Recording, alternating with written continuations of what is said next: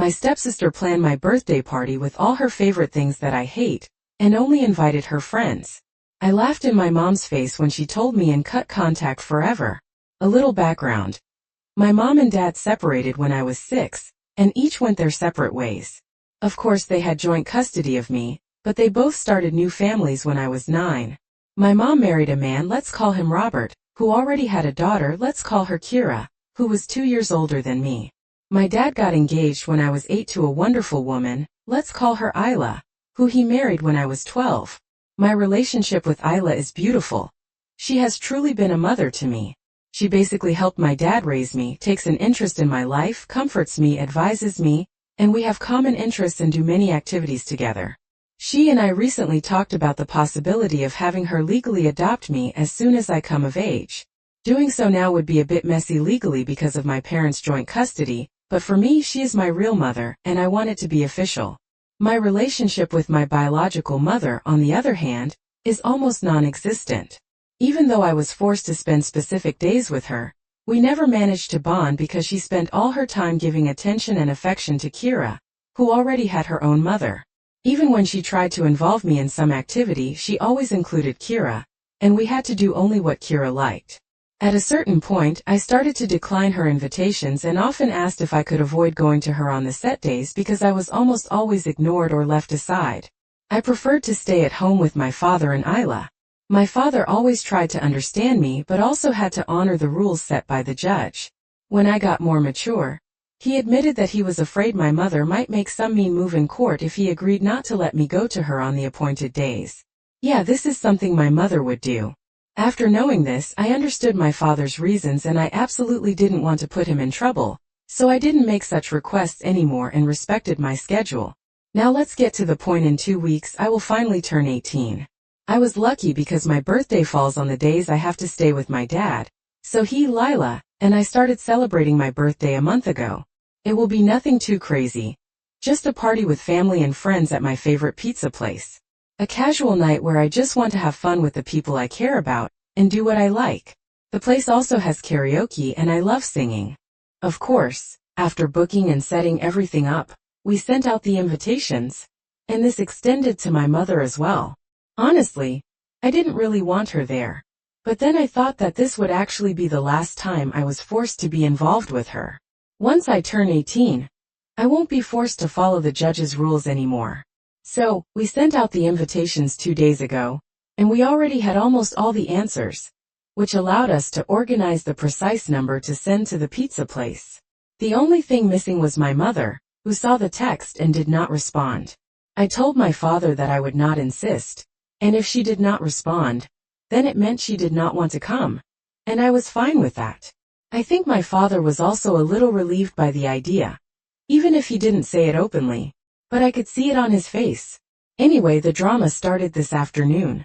My mother called me, very angry, accusing me of being childish, and that I couldn't have planned anything without telling her first. This left me a little confused, and I reminded her that I always planned all my birthdays with Dad and Lila. Most of the time, she didn't even remember, so complaining now was quite hypocritical. This made her even angrier. And she started attacking me because Kira had been crying ever since I sent the invitation to my mother. Kira had already planned a whole birthday party for me, and I was really speechless because the relationship between me and Kira is zero. She is the classic spoiled brat, who always wants to be the center of attention, and my mother has always supported this behavior of hers, making it worse. Clearly, she and I have never gotten along. I just didn't understand why the hell Kira wanted to organize a birthday party for me. It didn't make sense. I asked her why she did it, and especially why she did it without telling me. I mean, she didn't really think I wouldn't make any plans for my 18th birthday, right? It was ridiculous. My mother said it was supposed to be a surprise, and since I didn't tell her about my plans, she thought I didn't want to do anything for my birthday. And I mean, she could have asked. No, but here comes the worst part. And I admit the one that made me lose my cool. My mother started listing all the things Kira had prepared for my party, maybe to rub in my face what I would have missed. And they were all Kira's favorite activities, things that I didn't like. She had booked a fish restaurant for lunch, and I don't eat fish. Not because of some whim, but because it makes me feel sick. Just smelling fish makes me feel nauseous. I'm not allergic, I had it checked. My body simply rejects it. She also booked an afternoon activity at a ranch near the city, where my mother now lives, where you can ride horses. Well, I don't like it. I have nothing against horses in particular, but the idea of riding one or getting really close to an animal that big scares me. Then she thought about going back to my mom's house for a backyard barbecue for dinner. And I just don't want to do that, because I don't want to spend more time with my mom than I have to. My mother also said they had already sent out invitations to everyone, and at that point, I was really speechless. But I had to ask her who she had sent them to because my friends, my dad, and his family hadn't received anything. It turns out that the party was mostly invited to Robert's family, my mom's family, and Kira's friends. I mean, it was basically a party organized by Kira for herself, but under the pretext that it was for my birthday. So, I didn't hold back anymore. I laughed in my mother's face and hung up the phone. It was all too ridiculous to be true. Come on. My dad came to me a little while ago, saying that my mom called him mad because I laughed in her face when she told me about the party they had organized for me. He was very upset about it. He was starting to say that despite all the feelings I had for my mom, they were trying to do a nice thing for once. But I stopped him right away and explained in detail how the party had been organized. A detail that my mom apparently left out with him. His expression changed quickly. He just said, "I'm going to make a phone call." And I've been hearing him yelling at my mother for at least 20 minutes by now. Layla came to me after learning about the situation and said that as much as she could relate to me, I was a little rude to laugh in my mother's face and hang up without explaining. For her, I should have spoken out like an adult, despite my feelings, and sorted things out in a civil and mature way. She wasn't angry, just a bit disappointed about how I acted. As soon as she left, I thought about my actions. Maybe I was a little hasty, but I don't think talking to my mom about it would have helped, honestly. But maybe I could have handled it better. I'm starting to think I was a bit of an immature in that moment. Update November 29, 2024. Okay. I didn't think my post would get all this attention, Vil. But thank you all for the good wishes and words of comfort. I read all your comments and decided to follow some advice. First of all, I talked to Lila about my reaction to my mother. Lila raised me on the importance of communication and always pushed me to talk about my problems so I could solve them. So, I see where her comment about my behavior came from, and I understand it. But I also gave her my point of view, telling her that the situation my mother was explaining was too absurd. And laughing is the only natural instinct that came to me while my mother was talking. At some point I thought, is it a joke or some sort of bad prank? Is she making this all up? Because her bullshit was absolutely ridiculous. Layla said she understood me. And as many of you have told me, she just wanted me to understand that there will be situations in my life where I can't just laugh and hang up the phone. And she was just worried about my reaction. Anyway, we managed to clear the matter between us, and I'm happy. I also talked to my dad about the phone call he had with my mom. Apparently, my mom had an excuse for everything she said. She claimed that Kira just wanted to do a nice sisterly gesture on my big day. She wanted to share her hobby, riding horses, with me. She also mentioned that she never thought my fish problem was a real problem, but just a whim in the restaurant they had booked. It made the best fish around, but that last one is a lie. When I was little, I threw up a couple of times in front of my mom just because we went somewhere that smelled strongly of fish. So she knows very well it's a real issue for me. My dad retorted that nothing they had prepared had been done for me. He believed that Kira had clearly planned the party for herself. What kind of party was it for me? He asked. If none of my important people were there? My mother didn't respond to this. Instead, she just started ranting that I was ungrateful and spoiled. So my father told her to go to hell and hung up the phone. After hearing this, I decided to follow another piece of advice you gave me. I wrote a message to my mother. This time I decided to be mature and wrote the message in the most polite way possible. I apologize for laughing, but what she was saying was too ridiculous, so it was the only possible reaction from my side. I reminded her that she never put any effort into building a relationship with me. She doesn't know me at all and has never cared about getting to know me. Since the birthday party Kira organized only had things that Kira liked, they could enjoy it together with their family and friends. I also told her that her invitation to my pizza party was withdrawn. She shouldn't bother showing up since she had already made it clear, with the last phone call, what her priorities were. Now I was going to do it too. She was absolutely not on my priority list. I already have Lila as a mother, and I can't be more happy with her. I concluded by wishing her well with her new family, and asked her not to contact me again. She read the message but didn't respond, and I'm fine with that. If she were to respond, I'm sure it would just be more complaints about me being ungrateful and spoiled. Because I know that talking to her is useless. She would not understand or pretend not to understand. But clarifying things once and for all has put an end to our situation, at least on my side. I had a sort of closure, and I thank you all for that. I probably would have given up and ended contact with her after my 18th without saying anything, but your comments helped me understand that a firm end was necessary. For those who asked how my mom could throw me a surprise party when I wasn't with her, my dad asked her the same question, along with asking her how she could think he wouldn't throw me an 18th birthday party. My dad took it a bit personally. She said they had planned for Robert to come get me the morning of my birthday, explain the situation to Dad and Lila, and then take me to Mom's house under some pretense. Honestly, I don't know how it would have worked. I would have flat out refused to go to my mother's if it wasn't our set days, no matter what excuse they would have made up. And most of all, I would never have left Lila and Dad to go to Mom's on my 18th birthday. It would have been one thing if my mother and I had a good relationship, but that was definitely not the case. In all of this, the only person I don't feel like blaming is Robert. We never had a close relationship, but he was always polite to me when we lived under the same roof. He even cleared out his study, so I could have a permanent room in his house. When I went to my mother's, we didn't develop any stepdaughter-stepfather bond, but he always tried to be kind to me. So, I don't blame him for any of this. It's likely that he really thinks the party is for me. We don't know each other well enough for him to know my tastes, unless my mother told him, which I highly doubt she did. Luckily, I didn't leave anything of mine at my mother's house either.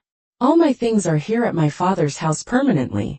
Usually, I would pack my suitcase when I went to my mother's with the things I needed for those days, and then bring them back when I went back to my father's.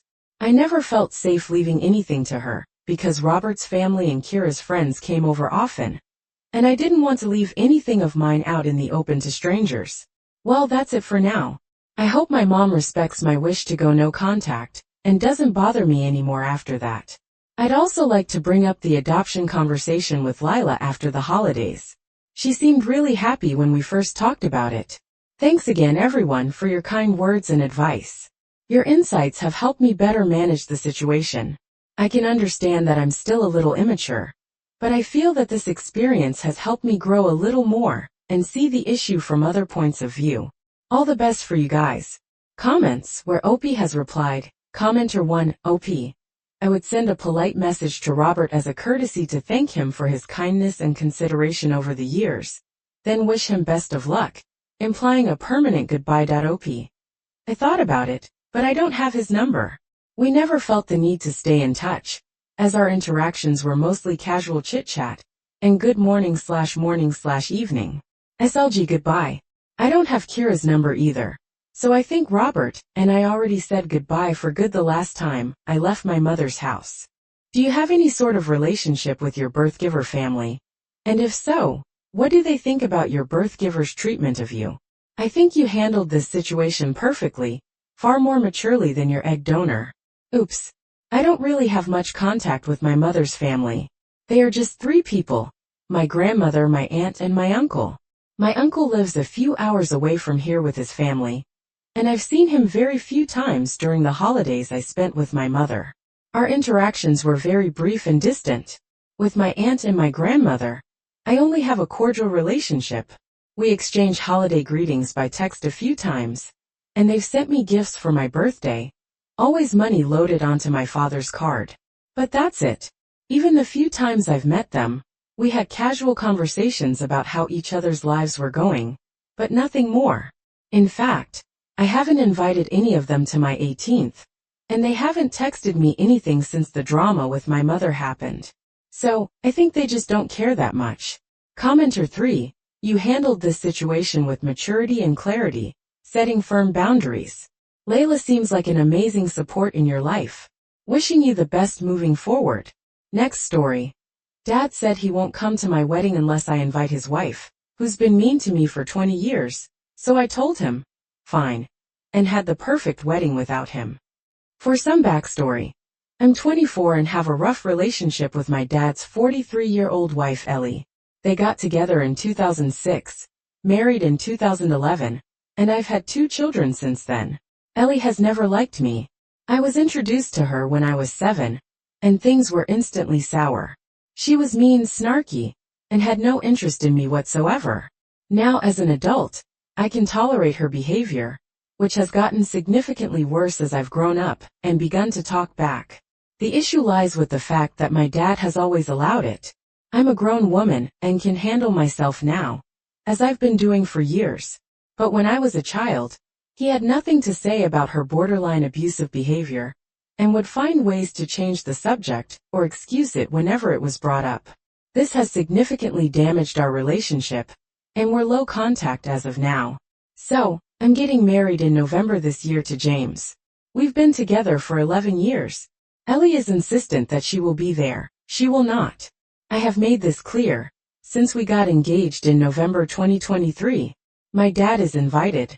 But I made it plainly clear last year that she wasn't welcome due to her behavior, attitude, and treatment of both of us. It's worth mentioning here that James also doesn't want her present, as she is discriminatory.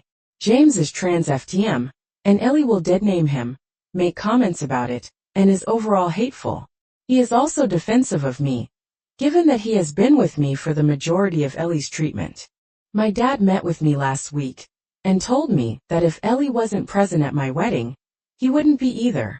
I honestly expected something like this to happen, so I said that it was fine. He was confused and asked me to elaborate, so I explained that he didn't have to attend, but it meant that I would never speak to him again. I had dealt with him choosing Ellie over me for almost 20 years, and that my wedding, of his first and only daughter, being a subject of debate was the final straw. He said nothing for a moment afterwards, and then got up and left. Ellie has been blowing up my phone with explicit texts, but it's been radio silence from my dad since our chat. As I said, I've dealt with Ellie's treatment and by extension, my dad's silence for almost 2 decades. My wedding feels like a good place to finally end this all, and to start over. I don't see a way to fix this, or our relationship as long as he's with Ellie. Ida for telling my dad I don't care if he's present at my wedding. Edit. Just to say thank you so much for the responses. I didn't expect this at all. All of the advice, guidance, and kind words are amazing. I'm struggling to respond to everybody, but just know I'm reading every comment. Also, thank you for all the well wishes for the wedding. Thank you truly. Comments where OP has replied, commenter NTA. There's been no effort of apology or reconciliation. It's strange that Ellie would even want to be at the wedding, anyway. OP. She can't handle that my dad will be somewhere she isn't. It's a habit of hers to take him away from my special events to another commenter. She doesn't truly want to be there. She just doesn't like that I told her no and that my dad had an invitation, so he would be where she wasn't. She has a habit of breaking boundaries and finding ways to get under my skin. So, her being at my wedding after I objected would have been another, I had my way, and you had to suck it up moment for her. That's why I'm finally putting my foot down, no matter what it takes, amidst other reasons. Commenter. What do both Ellie and your dad have to say in regards to the reasons for you choosing not to invite Ellie, because of her abusive treatment towards you? OP. Ellie is making a song and a dance of it. She knows she's vile towards me, but will deny it to people we don't know, and claim we have a strained relationship. She's told me I'm attempting to divide her and my dad by saying one can attend, but the other can't, and giving my dad ultimatums to hurt him.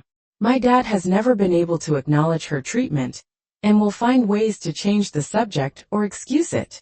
So he's claiming that by denying Ellie a place at my wedding, I'm starting unnecessary drama and causing a scene. I've reiterated that I don't want her there, because of the above, But he's saying that I'm only doing this to get back at him. Commenter.